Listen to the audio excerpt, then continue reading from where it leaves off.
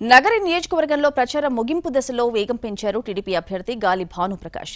నగరి, విజయపురం మండలాల్లో పర్యటించారు. ఈ సందర్భంగా వైకాపా డబ్బులు పంచి గెలవాలని అనుకుంటుందని, కానీ ఓటర్లు అమాయకులు కాదని, ఇంత డబ్బులు ఎక్కడి నుంచి వచ్చాయో తేల్చాలని డిమాండ్ చేశారు భానుప్రకాష్. మీరు చూస్తున్నారు తెలుగుదేశం పార్టీ పట్ల ఆదరణ, విశేష స్పందన ఇవాళ మనం ఈ చింతలపూడి గ్రామంలో కళ్ళకు కట్టినట్టు చూడొచ్చు.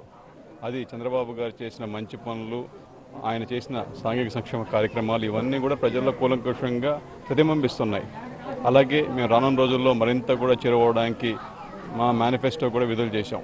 దాంట్లో పెన్షన్దారులందరూ కూడా 3,000 రూపాయలు, అలాగే చంద్రన బీమా 10 లక్షలు, 10 గంటలు కరెంటు, ఇలా 12 గంటల కరెంటు, ఇలా ఏ సెక్టర్కి ఆ సెక్టర్కి అన్నిటిని కూడా ఈ కార్యక్రమాలు ఇంకా విస్తృతంగా ప్రజల్లో తీసుకెళ్లి వాళ్ళకి లబ్ధి చేకూరేలాగా విధంగా నిజంగా కూడా అంటే ఏదో ఇచ్చామన్న ఫార్మాలిటీ కాకుండా ఒక డిఫరెన్స్ చేసేంత విధంగా మనం కార్యక్రమాన్ని చేస్తూ ఉన్నాం. ఇంతకుముందు ఏదో ఇచ్చామంటే ఇచ్చాం చేసి తూతూ మంత్రం కాకుండా పక్కాగా ప్రతి బెనిఫిషియరీకి అందేలాగా, అది కూడా ఒక విలువైన డబ్బు, ఒక 3,000 రూపాయలు ఒక వృద్ధురాలి కంటే ఆమెకి నిజంగా చెప్పండి జీవనోపాధికి ఎంతో కొంత అది బాసగా నిలుస్తూ ఉంది.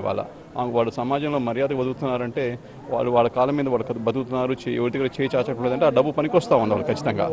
అలాగే ఇంకా మీరు చంద్రన బీమా అది 10 లక్షల రూపాయలు, ఏదైనా యాక్సిడెంటల్ డెత్ జరిగితే ఒక కుటుంబానికి పెద్ద భరోసా బాసటగా ఉండేది చంద్రన బీమా పథకం. 10 లక్షల రూపాయలు, ఇంతకుముందు 5 లక్షలు ఇస్తూ ఉంటే చాలామంది లబ్ధిదారులు మా నగిరి కాన్స్టిట్యూన్సీలో చాలామంది ఉన్నారు. చాలామంది దాని ద్వారా లబ్ధి కూడా పొందారు. దాన్ని ఇప్పుడు డబల్ చేసి 10 లక్షలు చేయడం జరుగుతూ ఉంది. అలాగే రైతన్నలకి ఉచితంగా పగటిపూట కరెంటు 12 గంటలు, అది నిజంగా చెప్పాలంటే మనం కరెంటు బాగా ఫ్రీగా వచ్చే పరిస్థితికి వచ్చేసింది. ఇవాళ మనకి ఎన్ని ఆర్థిక ఇబ్బందులు ఉన్నా, తెలంగాణ రాష్ట్రం మనకి బకాయి పడున్నా కూడా, డిస్కాముల్ని సఫర్ అవుతున్నా కూడా మన బాబు గారు మన కోసమని చేస్తున్న మంచి పనులు ఇవన్నీ కూడా. మనకి దరిదాపుల్లో 5,000 కోట్లు తెలంగాణ ప్రభుత్వం మనకి అప్పుగా బాకీగా ఉంది. అది ఇమ్మని చెప్పితే నువ్వే డబ్బులు ఇవ్వాలని వితండవాదం చేసే పరిస్థితి. దానికి మోడీ గారు కూడా మోకాళ్ళు అడుగుతున్నారు. అది 2 రాష్ట్రాల మధ్య గొడవగా ఉన్నప్పుడు కేంద్ర ప్రభుత్వం మధ్యలో ఇంటర్ఫీర్ అయ్యి దాంట్లో ఏది వాస్తవం ఏది అవాస్తవం అని నిగ్గతేల్చకుండా చేతులు కట్టుకొని చూస్తూ ఉన్న పరిస్థితి మన దేశంలో ఇవాళ చూస్తూ ఉన్నాం. అది దారుణం, చాలా నీచం. ఇంకా మన దగ్గర ఉన్న ఎమ్మెల్యే గారు ఉన్నారు. ఇవాళ ఈ విశేష స్పందన చూడండి. ఆమెకి రోజుకి 300 రూపాయలు పెట్టి మనుషులను తోలుకోవాల్సిన పరిస్థితి ఎలక్షన్ క్యాంపెయిన్కి కూడా. ఇక్కడ చూడండి విశేష స్పందన. ఎక్కడ కూడా అంతా కూడా ఎమోషనల్లీ అటాచ్డ్, పార్టీ పట్ల సానుభూతి, పార్టీ పట్ల ఆకర్షణ, ఇవన్నీ కూడా మనకి తేటతెల్లడం అవుతున్నాయి. ఇది తెలుగుదేశం పార్టీకి ఉన్న అండర్ కరెంట్ వేవ్. ఖచ్చితంగా మళ్ళా తెలుగుదేశం పార్టీ ప్రభుత్వం రాబోతా ఉంది. నగిరిలో తెలుగుదేశం పార్టీ జెండా రెపరెపలాడబోతా ఉంది. ఇది మంచి పరిణామం. మళ్ళా నగిరి భవిష్యత్తుకి మంచి రోజులు రాబోతున్నాయి. గత 5 సంవత్సరాలుగా మా కాలం వృధా అయిపోయింది, వేస్ట్ అయిపోయింది, భవిష్యత్తు కాలు రాశామని చెప్పే భావన ప్రజల్లో కూడా విస్తృతంగా ఉంది. ఆమె ఇవాళ వీధుల్లో తిరగలేని పరిస్థితి. ఏదన్నా కూడా వాళ్ళని కొందాం వీళ్ళని కొందాం అన్న దృక్పథం తప్పితే మేము ఏం సేవ చేశామని చెప్పుకోలేని పరిస్థితి ఆమెది. ఇవాళ ఆమె డబ్బు ఎక్కడి నుంచి వచ్చిందో నాకు అర్థం కావడంలే. ఎట్లా దోచుకుందో ఏంటో ఇవాళ నాకు అర్థమే కావడంలే. ఎక్కడ చూసినా అంతిస్తాను అని చెప్పి మాటలు పడుతూ ఉన్నాయి.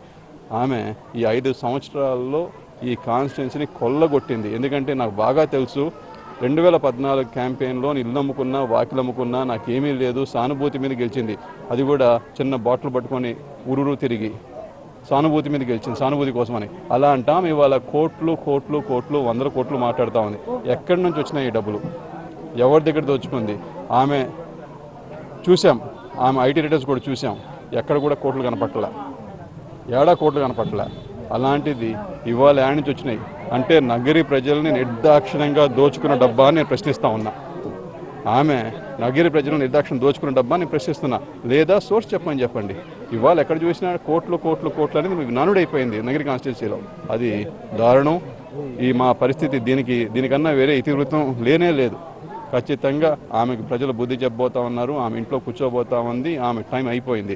ఇంకోటి, మాకున్న ఫెయిల్యూర్ ఎమ్మెల్యే ఎవరంటే మన ఆంధ్రప్రదేశ్లో ఖచ్చితంగా మా ఎమ్మెల్యే.